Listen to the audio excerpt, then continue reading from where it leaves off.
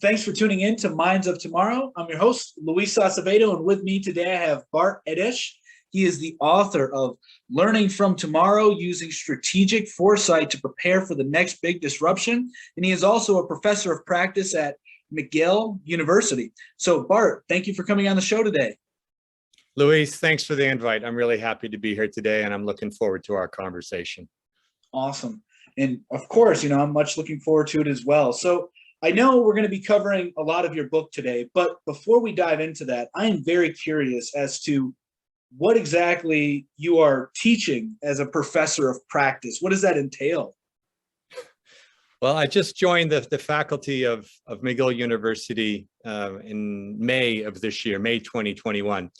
And for those who don't know, McGill is based in Montreal, but it's not just a Canadian university, it's got a pretty big international standing.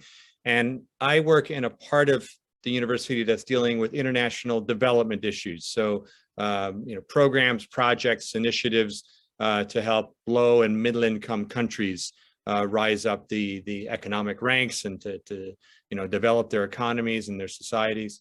So it's an interesting role because it doesn't actually involve obligatory teaching. You meet most professors and it's like, well, what are you teaching?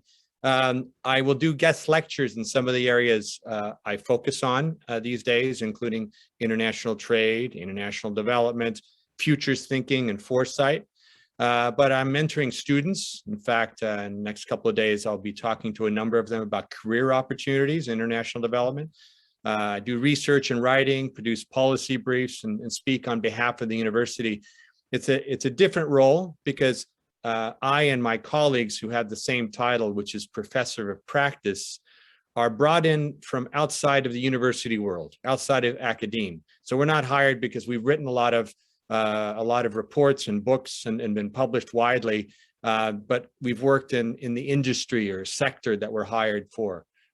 So in my case, it's international development. And there you go. That's a little bit long-winded, but gives you a flavor. So I'm not teaching regularly. But I do give the odd lecture, and not only at McGill where I'm based, but also at other universities. Yeah, that's right. I think I saw on your LinkedIn, aren't you going to be doing something online for Syracuse? Is that right? That's right. In fact, by the time this airs, the audience tuning into this can go back and see the recording of that presentation at Syracuse University. Okay, awesome. Now, I know that you come from the finance background. Is that correct? You worked in, go ahead. Yes, sorry to cut you off. I certainly worked in the finance world, development banking, last 20 years with an organization called the Asian Development Bank. And what that is, it's an international organization based in the Philippines that provides financing, capacity development, knowledge solutions, and other kinds of support to countries in the Asia Pacific region. So low income and middle income countries, doing things like helping them build transportation networks, to build power plants, sanitation facilities, provide clean water, but also working in some of the softer areas of development like education and health and improving governance. So I worked with ADB, as it's called, for many years, mostly out of Southeast Asia, which has a connection to the book that we're going to talk about today. Yeah, and before we jump into that book, another question pertaining to your background in finance. I want to hear your opinion on blockchain technologies and how they can potentially help, the lower or middle income countries, as your, specific expertise is in. I hear a lot of, coins talking about their, currency can revolutionize the economies in these third world or second world countries. However, I'm not seeing much done there, and I don't think many people are. So I just kind of wanted your take on, the rise of cryptocurrency and blockchains, and if you think they will help in any way, advance some of, bring up the lower and middle income countries.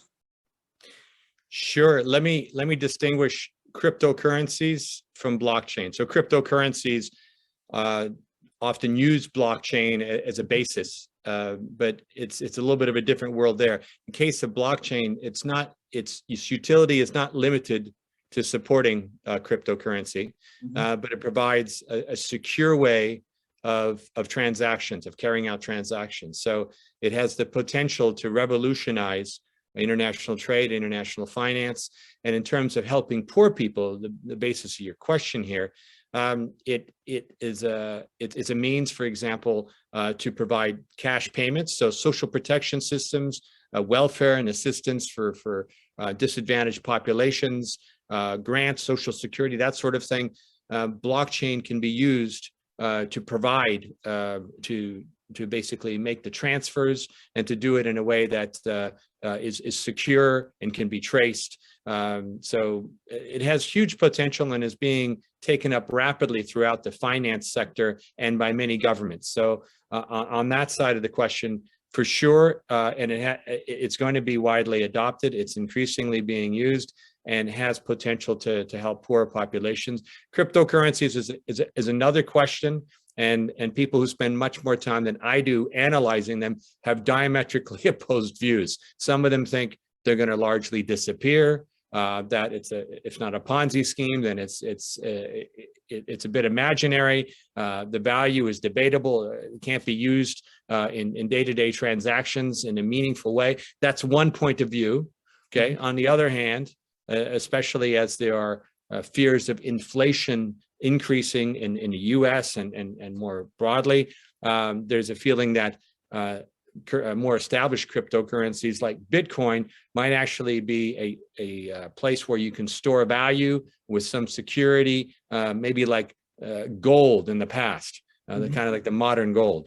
And they point to Bitcoin being limited. There's only so much that can be mined, and then that's it. So when we talk about supply and demand, we know there's only going to be so much Bitcoin out there, and if a lot of people are interested, then it's going to increase in value. Yeah, no, you're absolutely right. Thank you for making that distinction when it comes to blockchain and cryptocurrencies. I know, sometimes they're used interchangeably, but now jumping more so into the book, it's about foresight, so it's about planning for the future. So, what actually inspired you to write this book? Sure. This takes me back to Asia, where I spent, as I said, most of the last couple of decades. And the changes that we have seen in that part of the world, the technological, societal, economic, and social changes have been at a pace and, I guess, significant scale that humankind's never seen. It's just the emergence of Asia in our lifetimes, Luis, has been absolutely extraordinary. And being based there and traveling to many different countries, including some of the wealthier countries like Japan and Korea and Singapore, you could see the future unfolding. That the uptake of technology, universities that were becoming more globally significant and rising up the rankings. The investment in in science and in the health fields, the innovation. I could go on and on, but the point is that you could see a tremendous transformation in the region and very high rates of economic growth. Look, the organization I used to work with, the Asian Development Bank, started in the mid-1960s when the social indicators for much of Asia were very, very poor, right? Poverty, just widespread, and other social indicators like maternal mortality and longevity, very poor compared to wealthy countries. And nowadays, there are hardly any low-income countries remaining in Asia. The countries have come up in some ways together. Of course, there's different cultures and contexts and histories and economic systems and governance systems, but the general remark one can make is Asia's been on the rise. And so in that context, seeing all that, I got to thinking more and more about, well, I can see the changes happening here, some of which are ahead of what we see in the States or in Western Europe, right? Where is all this going? What kinds of dramatic changes beyond Asia's rise might we see in the world? So that's one factor, where I was geographically situated for many years. And then the pandemic hit. So, in early 2020, we were blindsided. Everybody was blindsided by this pandemic. And so organizations, whether they be companies or government offices or charities, nonprofits, had their plans that they wrote up in 2019 or before they went away for the year-end break. They were making plans for 2020. Well, just a handful of months into 2020, they had to rip up those plans. They were irrelevant as lockdowns came into force, and we all kind of hunkered down, right? So this huge disruption got me thinking about, okay, could we have foreseen this, right? Could we have done better planning? And what do we do looking forward once we're through this mess, and we're not completely through it yet? How can we better prepare for big disruptions in the future? And that led me to spending more time around strategic foresight, and inspired me to write this book, which in essence provides some tools and an approach to help, whether it's individuals or organizations, anticipate potential changes and different plausible scenarios. And so they can start factoring that into their planning, to have not just a plan A, but a plan B and C for things that could unfold in the next, say, 10, 15 years that we may not be talking about so much today. Right. So when you were talking about the Asian countries, increasingly developing and outpacing America and the West in a lot of ways when it comes to technology, do you foresee a lot of the global power being shifted over to the East? There's been talks about this for a long time, and you've actually, experienced it firsthand, living over there and working with these companies. So do you see that dynamic shifting in the future? Yeah, on any measure you use, literally on any measure, economic, business-wise, there's a distinct rise and of the economies in that broad, diverse region, and they are becoming more globally powerful. And when we think about, say, Asian business, right, we often think, if going back 20 years, it was with Japanese automobile companies. We're a little bit further back, and we see the influence of Korea. Squid Game on Netflix, hugely popular. This is part of the cultural and entertainment exports of high-tech Korea. And then they've also got big companies producing automobiles and electronics. I could go down the list. Singapore is an absolute first world city doing with cutting edge firms in the IT area and bioscience and pharmaceuticals and in other areas.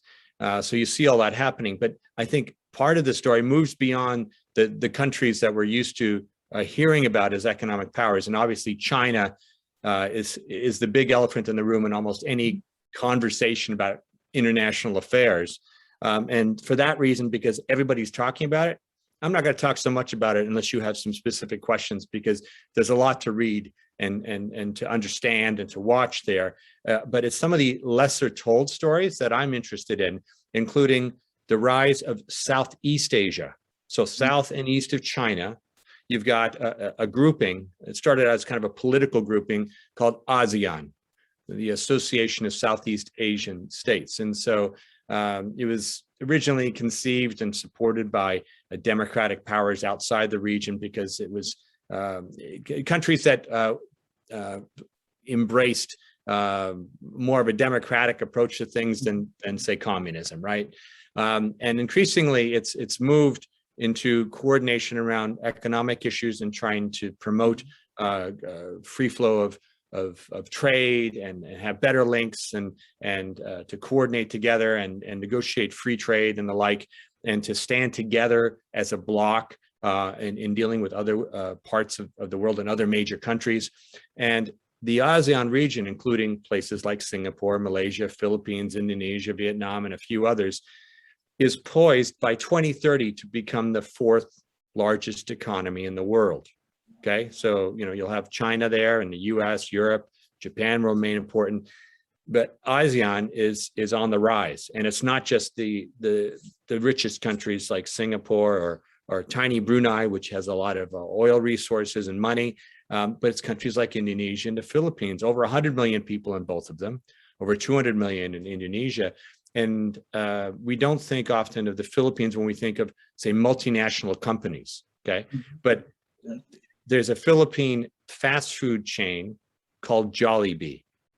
And it's said that in the Philippines, they actually, they outcompete McDonald's, in one of the few places in the world where you have a local hamburger chain holding its own and then some against McDonald's. But the interesting story is they've gone international, and they have dozens and dozens of franchises around the world, and about 24 countries in total, including the United States and Canada.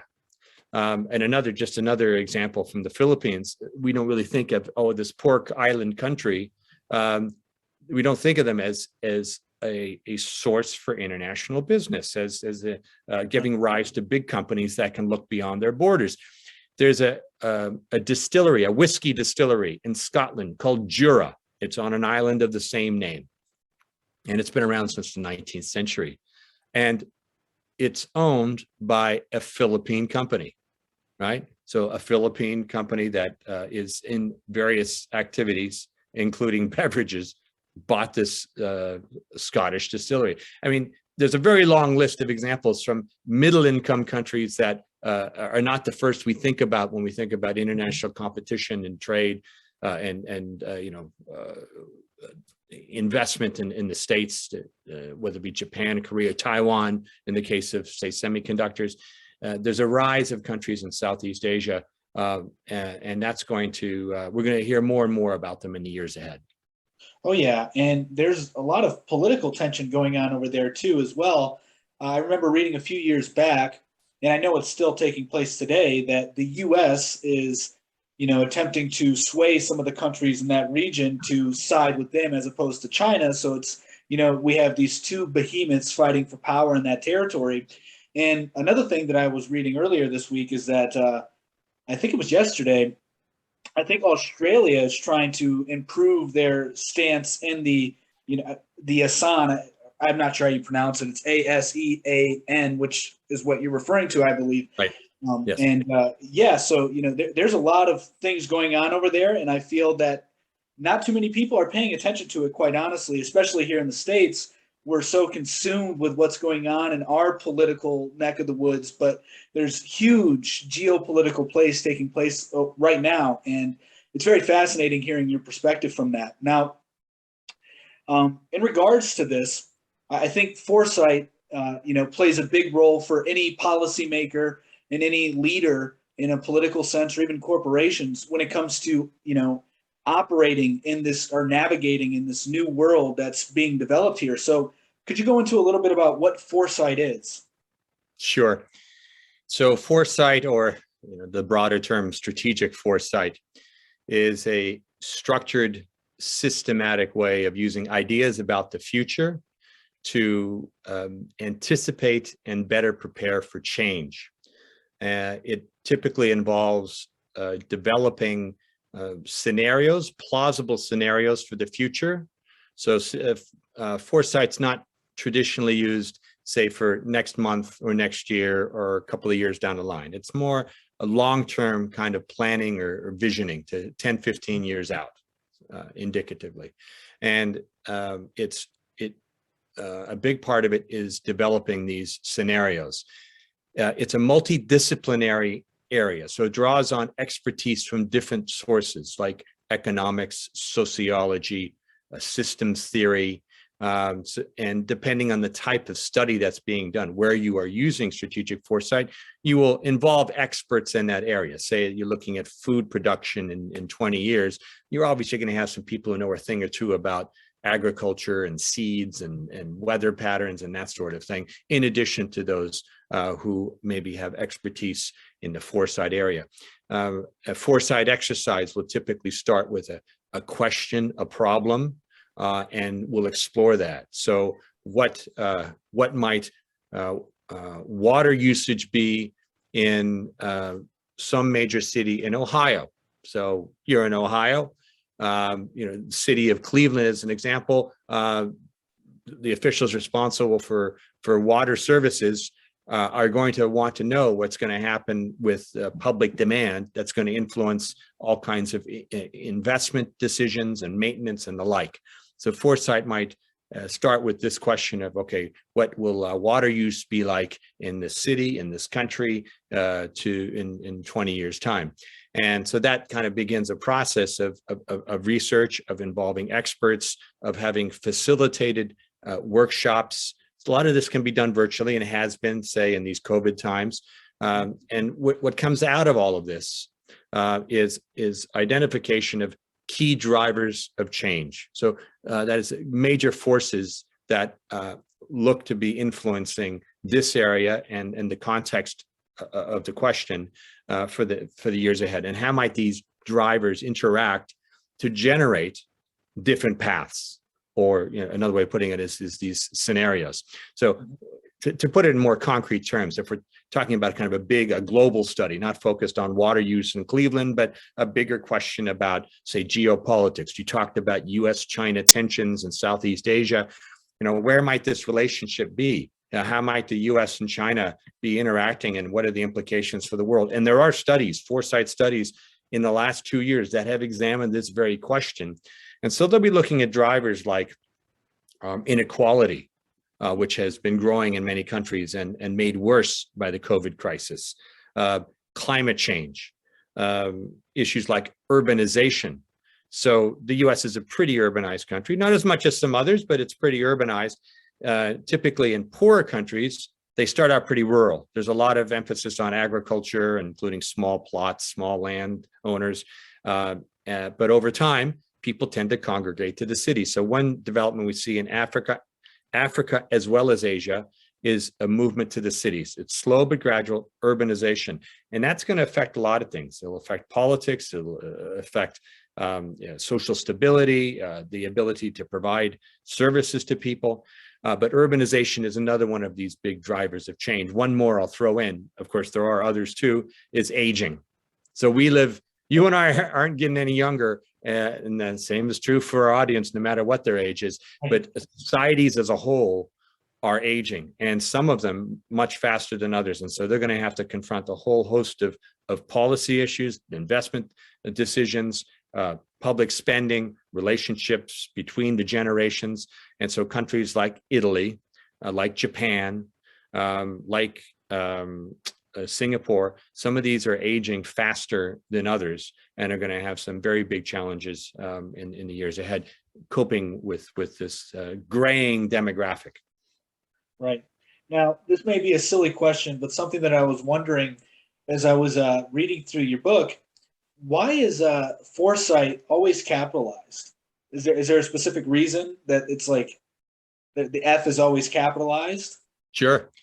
Maybe that I'm just thinking more generally in the literature, if that's usually the case. Yeah, it is. It wasn't just my book.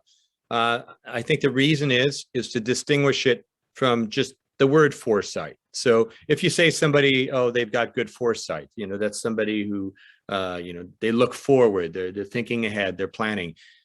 When you use the capital F, usually it's talking about, again, this multidisciplinary approach to planning for the future, of preparing for the future. So that's why it's capital F. If you see that, then we're talking about something different than just someone's general characteristics. Rather, we're talking about a series of tools and methodologies to help make sense of uncertainty and volatility and where things might go in the future. Sorry about my cat. Hey, that's all right. I've got a Labrador that I've locked up. Otherwise, she would be down here in my, well, not quite in my lap, checking things out. He just happened to be sleeping in here as I started recording. Give me 1 second. He's scratching at the door, so I'm going to let him out. Okay.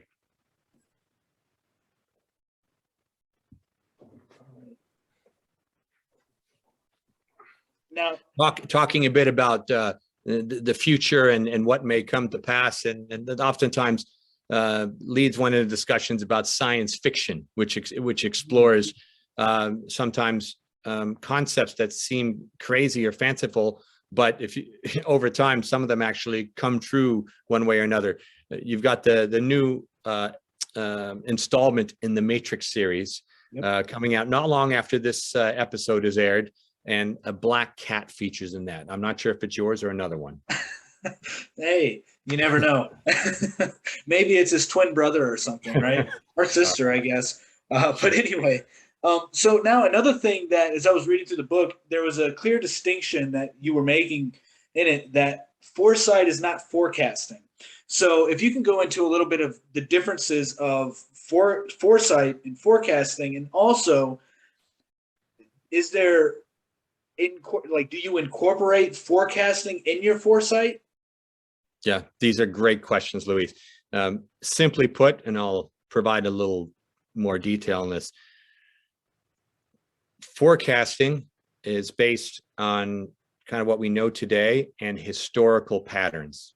So there's a trend, say, in data usage. We could come back to the example of water, how water consumption has changed over time, and there's a certain trend, and we tend to do forecasting based on this historical data. Forecasting is a subset, or it falls under prediction, and oftentimes it's quite precise. So you hear about forecasting in the stock market, like the earnings that a company that's a publicly traded company expects in the next quarter, and there might be a percentage there, maybe even down to a decimal point, right? So it's fairly precise, and it's shorter term.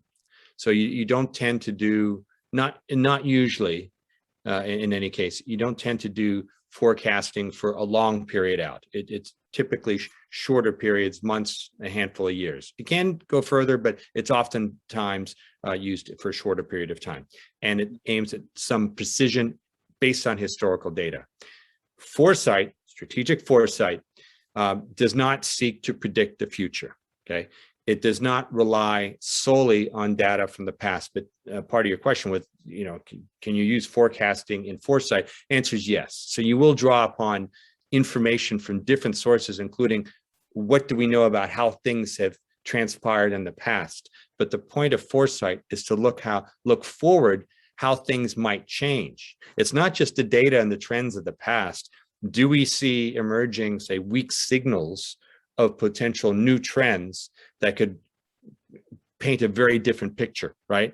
And the scenarios I talked about, so most foresight studies will have a handful, 3 to 5 different plausible scenarios that could be quite different. They tend to tell a story. They tend to be more narrative as opposed to 4.6%. There's no attempt to put exact numbers on. Sometimes in terms of bringing some color, there might be a hypothetical year attached. Oh, in 2027, we may see, fill in the blank. But that's more indicative, hypothetical, or to illustrate the point, not to try to predict that something will happen exactly at a certain time. I hope that kind of explains it. And they're complementary. So foresight, looking further along and trying to anticipate things that you aren't necessarily seeing clearly today, just looking at past data. Right. Yeah. So foresight, you're more so looking at the bigger picture as opposed to just pinpointing it down to one specific area. Yeah. But is there a way when one is practicing or utilizing the strategic foresight to have like a more probabilistic outcome in their, scenarios, their list of scenarios as they're using the foresight? Well, things that we know are very likely, or the trends are so strong, they often are used as assumptions underpinning these scenarios. So let me come back here. So I mentioned aging, okay? That is happening. All of there's nothing based on all of our experience and what is plausible in the next several years that's going to change the fact societies are aging, okay? You might get, say, in a Western country that accommodates immigration. If they boost the immigration numbers, maybe that'll slow the rate of aging if they allow younger people in, right? Younger workers and such. But we know that that's going to happen. So there are certain things that we're pretty confident about, and that's probabilistic. So we're very likely to see more aging. All the scientists, climatologists, those who study climate change, are pointing with even greater precision to likely trends there. So we know climate change is going to happen. What we don't know, and this is where the scenarios come into play, is how will these different factors interact, including political decision makers from different countries. How will they interact in the midst of climate change? If the coastline of Vietnam or Africa or other places, low-lying areas, Florida, is in 50 or 100 years covered by water. What will be the implications socially, politically, economically? And these can go in different directions, and that's where you make some different assumptions. But coming back to the question, there are some relative certainties. We may not be 100% sure, but it's looking pretty darn likely we're going to have more aging. We're going to have more climate change. And there are some other things that are looking, for the next several years are likely to reshape the way things look on our planet. I would add to that, this is maybe less certain than aging, is US-China dynamics. There are different ways that can play out. But for the next several years, at least, there's likely to be competition. Now, whether that becomes manageable or it goes down a very dark route, time will tell, and you can come up with different scenarios for that. Yeah. So another thing that I was thinking about as I was reading through your book and, learning about the idea of strategic foresight is I know the book was specifically, aimed at an audience that were policymakers that were, actually had enough influence in the world to really make things happen, essentially. Now, if we look at the political, we keep bringing up the political atmosphere of today, and there's a lot of distrust with the people who would be making the decisions for foresight. So I'm not really sure how to word this question exactly, but what are your thoughts on exactly, the trust of authority and how foresight will work? Because somebody, as we know, you can use foresight in your individual life, which we'll get into maybe some ways one could use those, but you can come up with your own vision for the future, but then you may have your authorities that have a lot of control over society that are opposed to what you would like to see your future as. So how do you think that dynamic is going to work out, especially as we enter in more, everything's become really controversial these days? Yes. There are a lot of, let me start answering in this way. There are a lot of clear benefits to the use of foresight. There are examples of companies, for example, that have used it to better position themselves for the future. Let me just give you an example of Shell. So Royal Dutch Shell, the big oil company, they were among the first to embrace strategic foresight and the whole idea of plausible scenarios. And they did this in the early 1970s. And they looked at plausible scenarios. And one of the scenarios, not the only one, it was not a prediction, but they identified as a possibility that oil producing countries in the Middle East would use their economic power to reduce production, causing a crisis, basically, in driving oil prices up. It would increase their influence, their ability to control the market. And that's what happened, right? So again, they didn't predict that very specific thing, but they had that as one of a handful of plausible scenarios.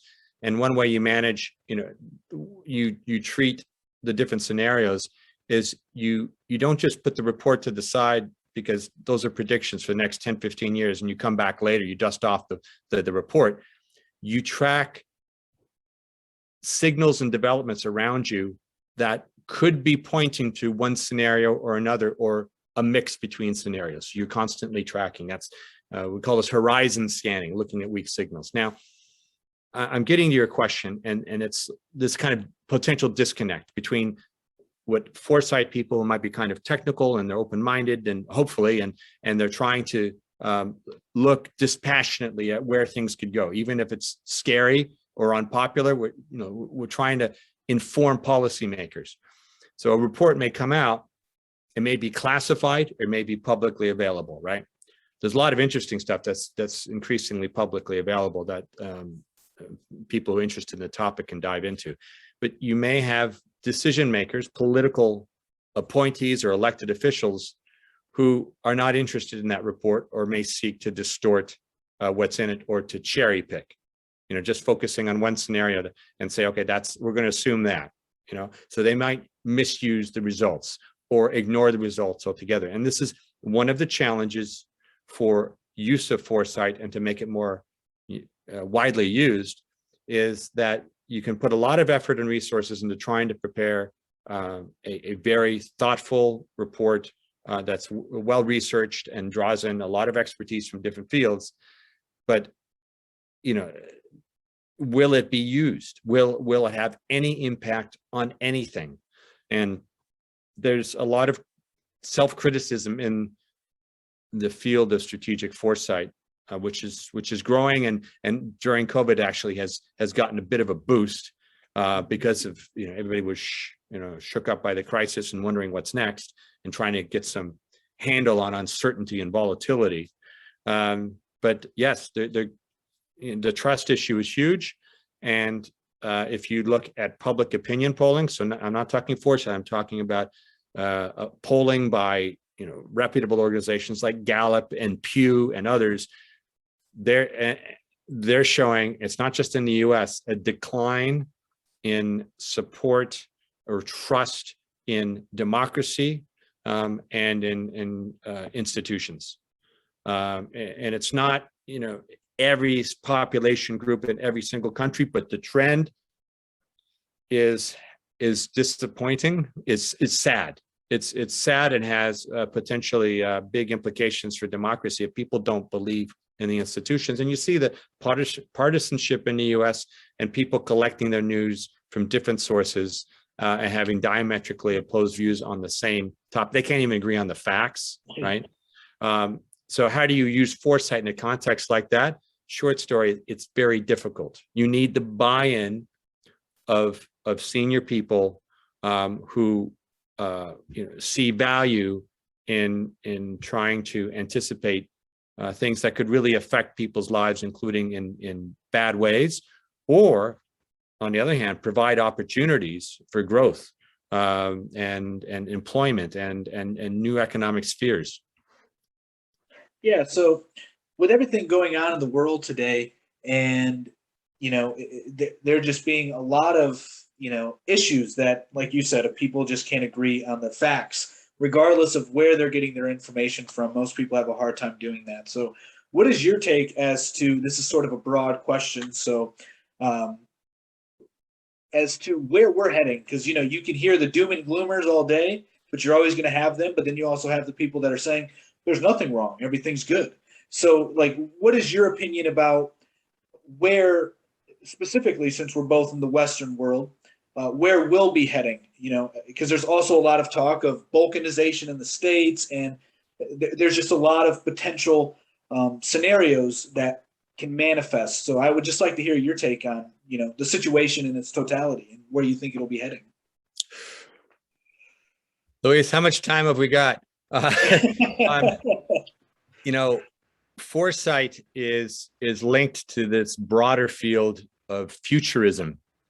And you have futurists, trained or self-described futurists, who try to decipher and predict what's going to happen next and down the line.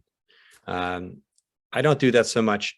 And I'm more interested in the tools that can identify different plausible futures and then encourage organizations and people to be prepared for those different futures. But I'll bite. I'll give you some ideas where I think we need to be paying attention. All right, so it's not necessarily the crystal ball and this is what's going to happen for sure, but I think that we're going to see, and this is going to seem a little bit out of left field given what we've been talking about, much more happening in our lives in virtual reality and in the metaverse, right?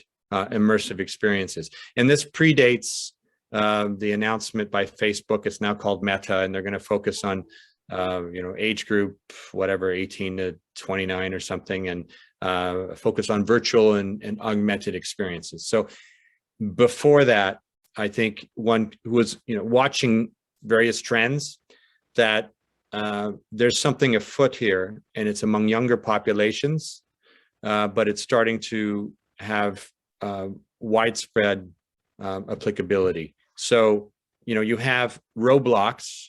It's a platform for online, games for kids, basically. Children, single digits in age, right? And they are in this immersive virtual world interacting. And I've heard anecdotal stories of children, entrepreneurial children, no doubt encouraged by their parents, designing clothes for Roblox characters and making a lot of money doing it, right? You've got other platforms where musicians are now performing not just before 15,000 people in an arena. Now that in some places you can actually go to an arena and watch the big shows again, but performing over the course of days before hundreds of thousands of people on a platform, on a virtual platform, and they are there with their avatar. And this is not just for kids, it's not just for gaming. So I'm talking to you from Canada, a little bit, about 5 hours drive west of me is Toronto, the business center of English-speaking Canada. And they are constructing an arena that is primarily designed for esports. So we think of going down to arena to watch an NBA game or ice hockey game, right? This arena, which will seat something like 8,000, is for esports. You're going to have guys, and it's mostly the guys, right, who are at their keyboards playing esports. So there'll be a physical dimension, but they're competing in a virtual one. So, and then the last point I make on that, well, I'm not sure it's the last because there's so much more to say, is next year, Disney World in Florida is going to roll out an immersive Star Wars experience. And so you pay the big bucks, you can go down there with your family and participate in this. And you'll be interacting with characters from the modern day Star Wars, right? And how that interaction goes will vary from one group to the next who participate. So it's not like going to the amusement park in our youth and you go into the haunted house and everything's mechanized and it's the same thing. You do it again in a half an hour, it's the same thing. This is going to adapt. You're going to have holograms, and if you're whispering to, say, your spouse or you know, your offspring, hey, doesn't that look realistic? Or, you know, I hope that, you know, that character shows up too. The game, the experience will react to that offhand remark. I mean, it's quite incredible. And this will become more and more mainstreamed and beyond entertainment, which I've been focusing on, right? During COVID times, virtual reality and augmented reality has been increasingly used, for example, in education to overcome the problem that we couldn't be in the same classroom together. It's being used more in training. I mean, there was you know, for many years, there's been flight simulators for pilots, and we've known about that. But now, I mean, the technology has advanced so incredibly that it's become more and more real. Real quick, in China, I just read an article that they are using VR to train people to drive. So people do a virtual, you know, simulation of driving a few times before they actually take their road test. And I can see that being implemented across the world. Sure. And you get it. You see what I'm saying. So I realize I'm only focusing on one aspect of the future, but this is real. This is going to happen.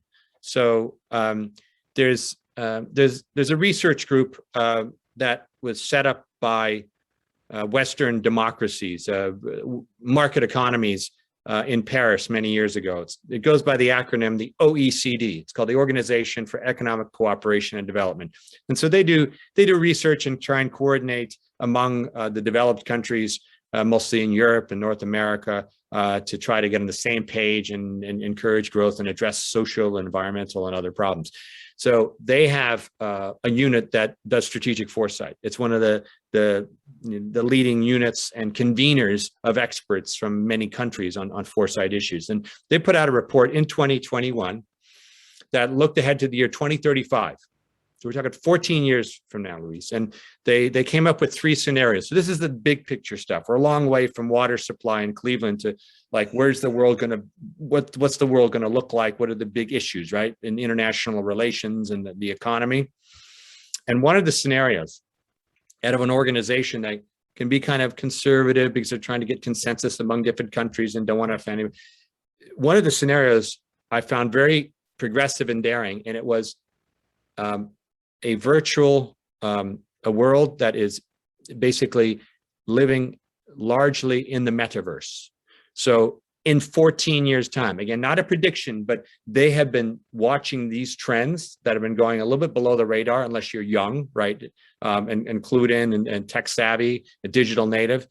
And they're seeing what we're talking about, that increasingly we'll be spending time in work, in play, et cetera, in the virtual realm. And Mark Zuckerberg this week predicted that the metaverse in the next 5 to 10 years, not even 14, would become mainstream. So this is happening, and it's so off the radar for so many people because we're focused on the traditional issues and problems and challenges, and we'll still have those, but we may not be talking about them in person, but in a virtual world.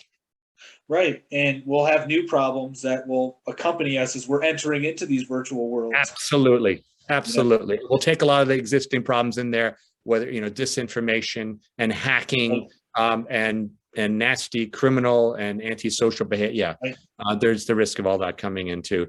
Sorry, go ahead. No, you go ahead.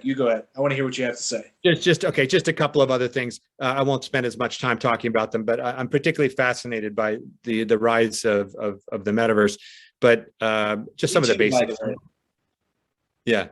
The rise of not just Asia, but the developing world.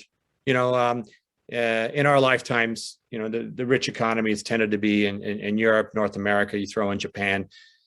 The whole scenario is changing. Look at population trends. The world has been tilting to Asia, but it's also going to start tilting toward Africa. A lot of the news that comes into the West from Africa are just the stories of bad news. There's been a coup, there's been another disaster, there's been a massacre, there's been riots. Okay, well, yeah, okay, that happens on a massive continent with over 50 countries. At the same time, there are amazing stories of entrepreneurial initiative, of thriving democracies, of innovation, and population increase. So Africa will become a more regular part of news stories.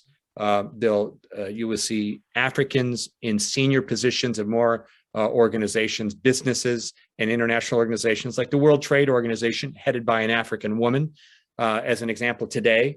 So I'd say the rise of the developing world, but some of that world is no longer really developing. It's knocking at the doors of high income, well-developed economies.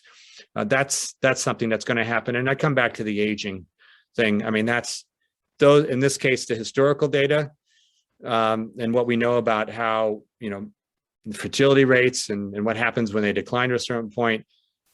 This is going to be a profound challenge. The U.S. is actually in a better position than a lot of countries. They talk about, is Social Security going to go bankrupt? We've seen in crisis situations that the U.S. tends to, in a crisis, to eventually deal with the problem. So I tend to be cautiously optimistic they'll find a way to keep it from going bankrupt. There's too much of a political lobby. Tens and tens and tens of millions of people in their 60s, 70s, 80s, and beyond, and there's going to be more of them. It's untenable that they'll let the system collapse. But in other countries where they have not, maybe poorer countries, they have not built up a social security network of the same base. You're going to have a lot of older people without means of support. You'll have economies with fewer workers. There'll be discussion of migration. So Korea, which has not been really a country of migration, has over the years opened its doors a bit wider to immigrants to help beef up its labor force. Similarly, Japan, which has been very hesitant to admit more workers, realizing that as one of the most aged countries in Asia and the world, that their labor force, they can try to get more women in the labor force, they can use technology, but they're thinking they also need workers from elsewhere, younger workers. Right.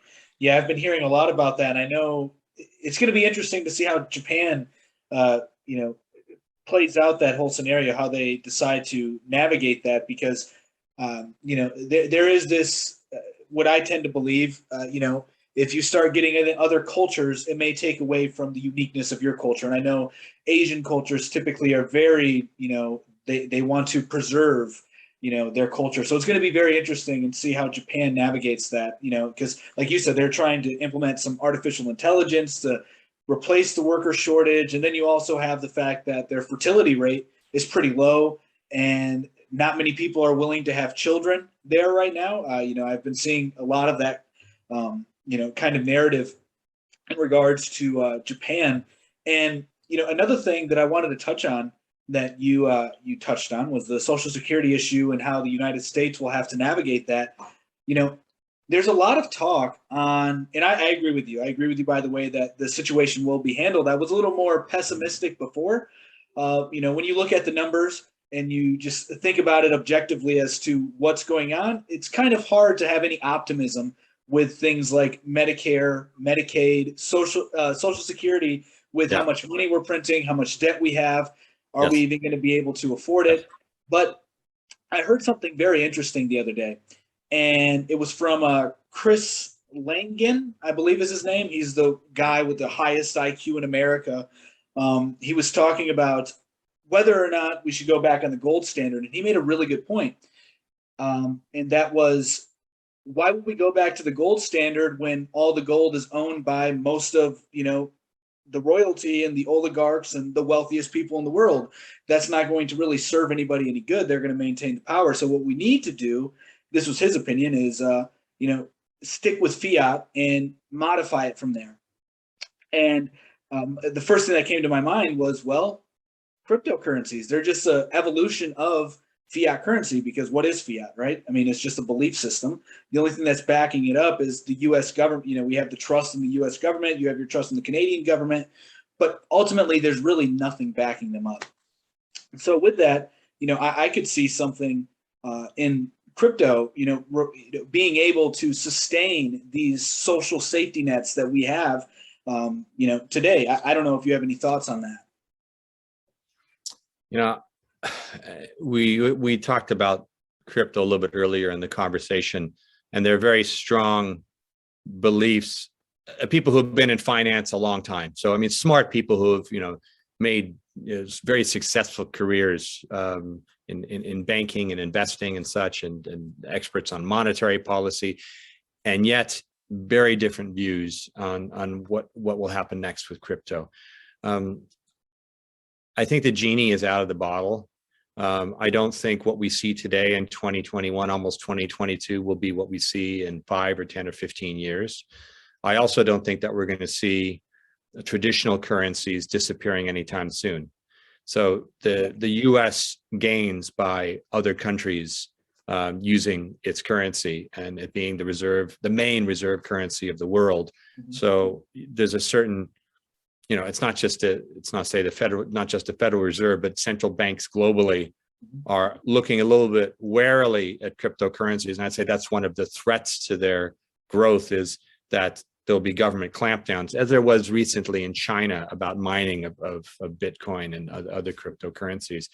But I don't see them all disappearing or falling off the edge of the earth. I think it's begun a movement, and we don't know exactly where it's going to end up. At the same time, traditional currencies are going to be used in a different way. We're going to see in the next few years, we'll see less and less use of bills and coins. Okay, we've already seen that, but the pandemic accelerated a number of trends and developments, right?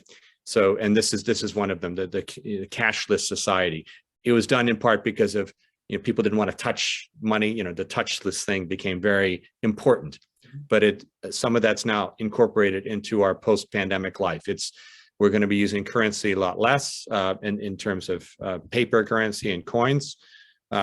You go to places like Sweden, like China, Finland.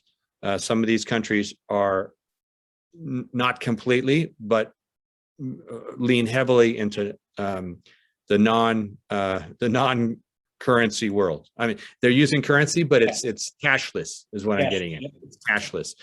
The U.S. is a bit further behind, but I mean, you think about maybe in your own life how much you're using, say, Venmo or PayPal or other Apple Pay, bank transfers. When was the last time we wrote a check? Yeah, it still happens occasionally, and there's some cash for small things, but increasingly people are getting away from that. And you have stores that are opening, stores in the U.S. that are opening. There's a convenience store here in Montreal, part of a international chain, that there's nobody in there. You have to register, and then you pull items off the shelf, and it's recorded and it's paid for, and you walk out. And that's going to become ubiquitous. It's going to happen everywhere. But what currency will we be using? It'll be cashless, but what currency? Is it going to be Bitcoin? Is it going to be another coin? Is it going to be traditional currencies that have gone digital, which is also happening? I think there's much to sort out here, but the dollar's not going anywhere in the next decade. But it's standing. I don't think it's going to be dominating in the way that it has in most of the post-war period. Yeah, no, I tend to agree with you when you're talking about the dollar staying and losing some of its power, but still remaining, powerful nonetheless. During the height of the pandemic, I remember going into grocery stores, not at the height of the pandemic, but this is when things cooled down a little bit. I would go into grocery stores and I would see signs saying no change, using no change. It has to be debit card or credit card. And when I saw that, it was bittersweet because I'm very into cryptocurrency. So I was like, sweet. So, crypto is going to be coming sooner than later. But at the same time, it's like, but it's not cool because a cashless society is coming at the same time. And that poses a national security threat that I feel isn't talked about a lot. If we go completely cashless, well, then our economy completely hinges on our electrical devices working all the time.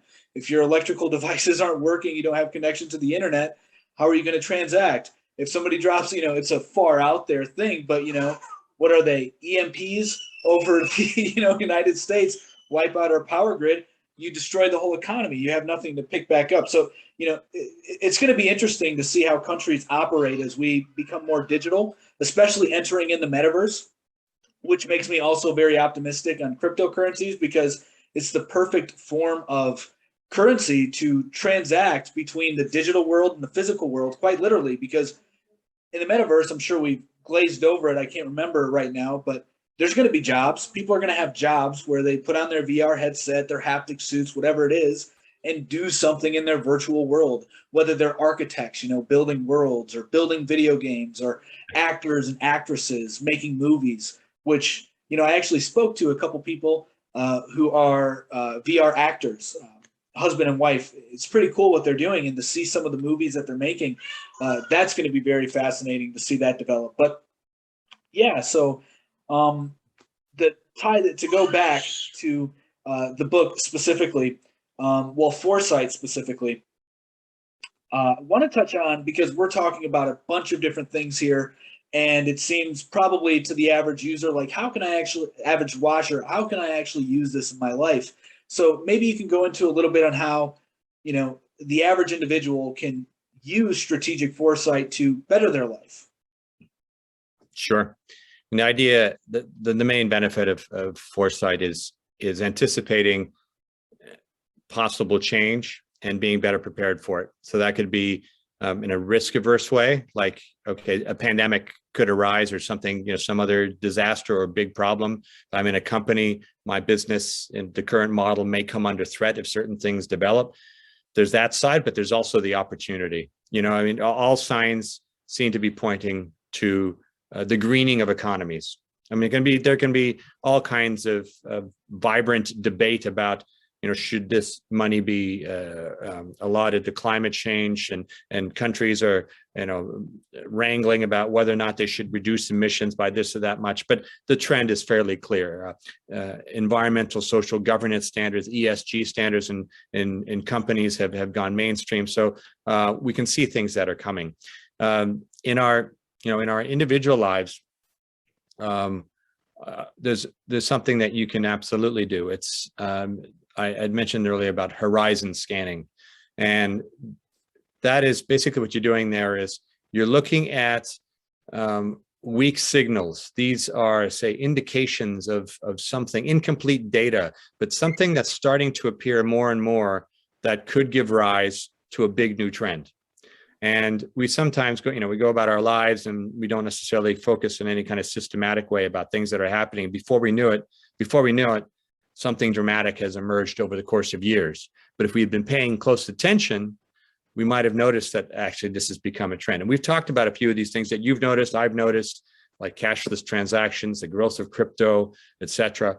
There are other things that they may sound obscure or coming from left field, and some of them may just dissipate. It was a trend, it was a fad, it was a video that was popular and then it didn't go anywhere, a show that was canceled. But doing some horizon scanning, keep it focused so you don't spend hours a day, researching stuff on social media platforms. But a systematic look in different places for signs of change and monitoring that over time. So that's one thing that individuals can do, just like companies.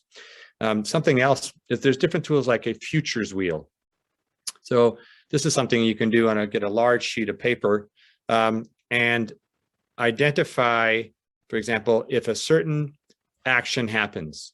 So this could be anything. This could be what happens if there's a protest tomorrow in my community? What might be an implication of that? And then one implication might be that it is closed down by the police, and what's the implication of that? And you look at second and third and fourth and beyond that, you just keep going, and you will find yourself in areas you had you weren't imagining at the outset. Oh, there's a protest down the street. They're calling for a halt on rent increases or whatever it might be. But to try to explore possible futures, this simple tool, it's an exercise often done in foresight exercises, is look at when something happens. If that happens, then what could that imply next? And then look at that, what you've come up with, what might be going in a couple of different directions, and spring off of those different outcomes, what might happen if those things happen? And before you know it, you're exploring possibilities that you weren't even imagining. But there's a logical sequence. So that's using a futures wheel or something like that to look at second, third, and fourth order implications, consequences of a development, a positive, negative, or neutral development. That's something that individuals can do. I had family members raising this question. They were reading my book, God bless them, and they said, look, this is fascinating, but I focus on governments, international organizations, foundations. What about my personal life? This, how can I use foresight? And this is an example of that. Tracking weak signals, of keep an eye out for possible change. If you start seeing things repeating themselves or coming from different directions, showing up more and more. Give you one last example of that is non-fungible tokens, NFTs. So you go back not long ago, nobody was talking about these, or you'd have to go to specialized technology press, right? But in different places and in the popular press, mainstream press, you started to see signs of this. The hearing about the artist who sold an NFT for $2 million. Yep. That is part of the metaverse is this movement toward NFTs, and we may be the last generation that collects things in hard copy. So the baseball cards or whatever it might have been, in the future, the younger generation coming up behind us, it'll be of interest to them if it's an NFT that they can put into their virtual home and show virtual visitors coming in to visit their home. This is not crazy science fiction. You can see where this is going, how pervasive it is, and how it mixes with the physical world. These are the questions, I think. Not that, is it going to happen? Yes, it's going to happen. We're going to move in that direction, I should say. Yes, I couldn't agree more. NFTs are a very fascinating topic. It's more than just a JPEG. It can get very philosophical as to where they're going and the potential of them. Like today, I was actually on Instagram and I saw a sale take place for a CryptoPunk, and it was like $500 million, like $500 million somebody paid for a picture. And it's incredible that people are spending that kind of money. But as you rightfully say, people are going to go towards digital items to show off their wealth, to have collectibles. Basically what's taking place right now is your profile picture is replacing the Rolex you might have purchased when you became wealthy, or you got your first large sum of money.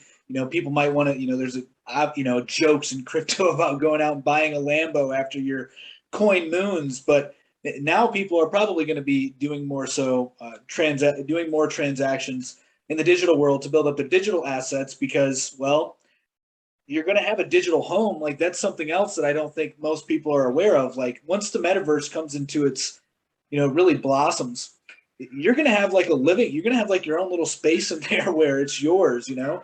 But we're already seeing that right now with Decentraland. I'm not sure if you're familiar with that platform um, or Axie Infinity. You know, you're able to have your own pieces of land and you're able to have your own building and build from there, you know? So it's incredible what's happening in you know, in the blockchain realm. It's more than just crypto, that's for sure.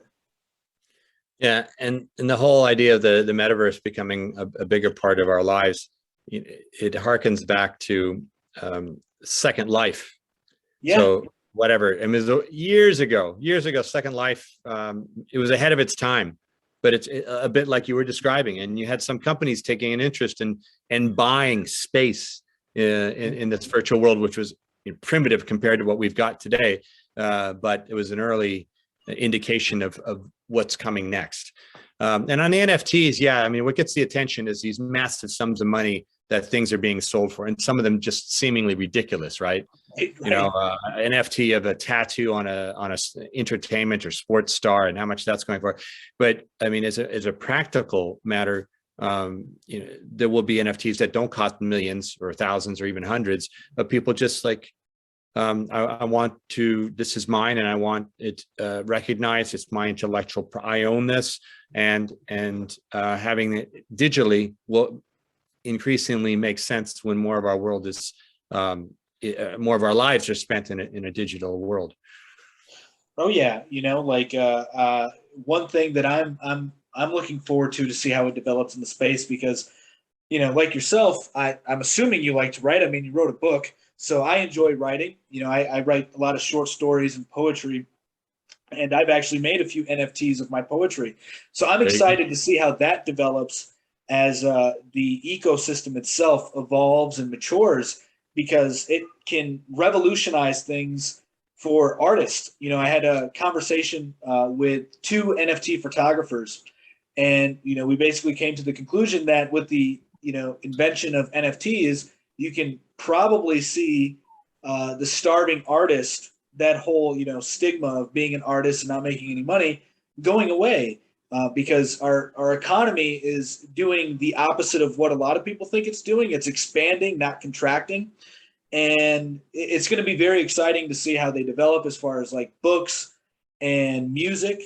And I even think, you know, you're going to be able to see your homes as an NFT. Like homes are going to be purchased as an NFT. You're going to have the digital, because they're going to be smart homes, right? That's something else that we haven't even touched on, but that's a whole other area. But if you have these smart homes that are collecting a bunch of data, assuming it's going to be on the blockchain, because the blockchain is just a decentralized database, well, then why can't you put that on the smart contract and an NFT and sell off all that data to the new homeowner as well as the digital rights to the home? So the NFTs are very incredible. But yeah, so unless you have any other reflections on what we're talking about here, you know, you can go into where people can find you, and yeah, if they want to stay up to date with your work, where they can purchase your book. Sure, Luis. I want to thank you for the really entertaining and enlightening conversation. I've really appreciated hearing your insights on some of these things that you've obviously looked into as well. This is a copy of the book for those who might be interested in buying it. It's on Amazon and all the other big sellers like Barnes and Nobles and that sort of thing.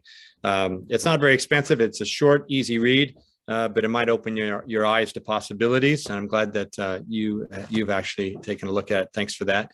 I can be found, among other places, on Twitter and on Medium, the writing platform, under Big Trends Guy. Big Trends Guy, because I'm watching the big trends and seeing just what's going to happen next. Awesome. Well, Bart, it's been a pleasure speaking with you. Thanks a lot, Luis. You take care, and best of wishes for 2022. Thank you. Likewise.